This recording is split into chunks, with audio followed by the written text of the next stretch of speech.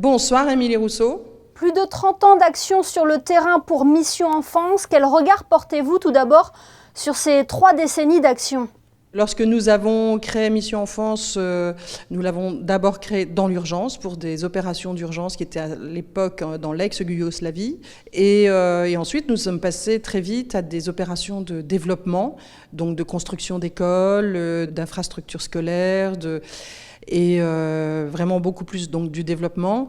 Et il est vrai que depuis 3 ou 4 ans, nous travaillons essentiellement maintenant sur l'urgence, mais une urgence qui est alimentaire, sanitaire, vestimentaire dans certains pays qui se sont considérablement appauvris, ou dans des zones de conflit, où là, nous continuons à créer des écoles d'urgence dans les camps de déplacés, dans les camps de réfugiés, comme au Kurdistan irakien. Nous faisons beaucoup d'aide d'urgence aujourd'hui et il est vrai que le monde a vraiment changé puisqu'il est devenu très instable.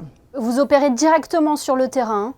Nous avons des coordinateurs locaux avec lesquels nous travaillons en permanence. Nous sommes en lien quasi quotidien avec tous. Et là, nous évaluons les besoins.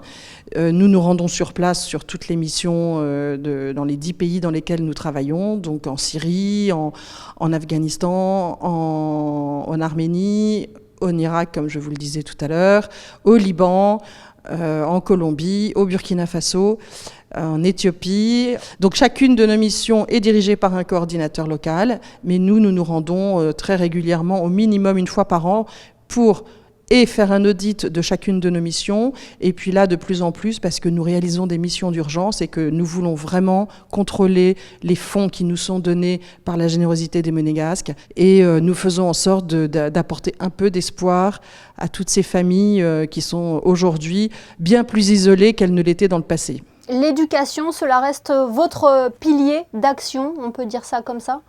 Mais oui, parce que, et de plus en plus d'ailleurs, parce qu'on se rend compte au fil de toutes ces années qui sont vraiment très désordonnées, surtout les 3-4 dernières années, l'éducation justement est pour nous le principal moteur pour lutter contre la barbarie. Et on le voit régulièrement sur le terrain, beaucoup de désastres, de conflits, de haine, d'incompréhension, de malentendus viennent aussi énormément d'un problème d'éducation.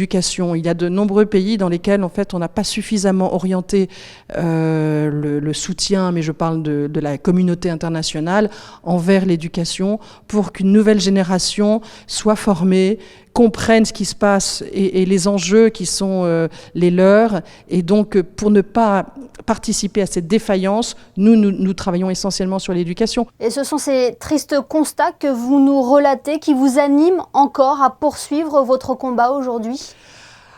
Ah oui, parce que de toute façon, je pense qu'il est de notre devoir d'agir pour toutes ces populations, malgré les difficultés, malgré peut-être parfois les dissensions ou les incompréhensions.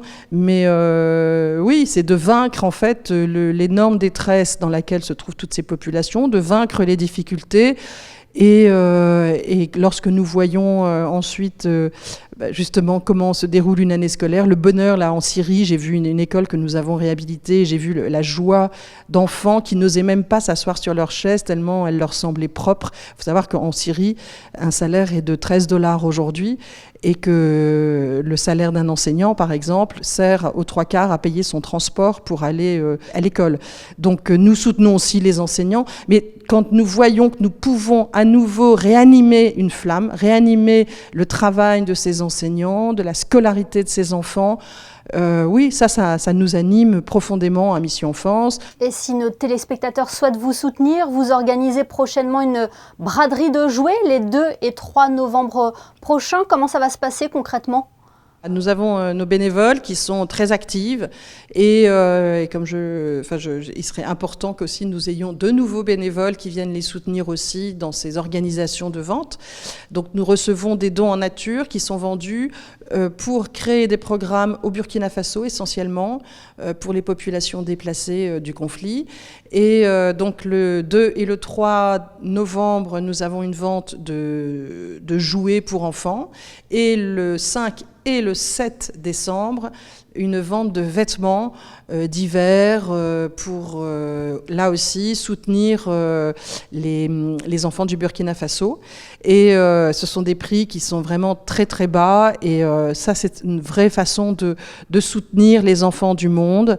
Et nos bénévoles seront ravis de vous accueillir. On a énormément de choix. On vend vraiment des produits de grande qualité. Et puis on peut aussi nous soutenir par des dons, parce que les dons financiers sont très importants aussi pour Mission Enfance, pour réaliser nos missions.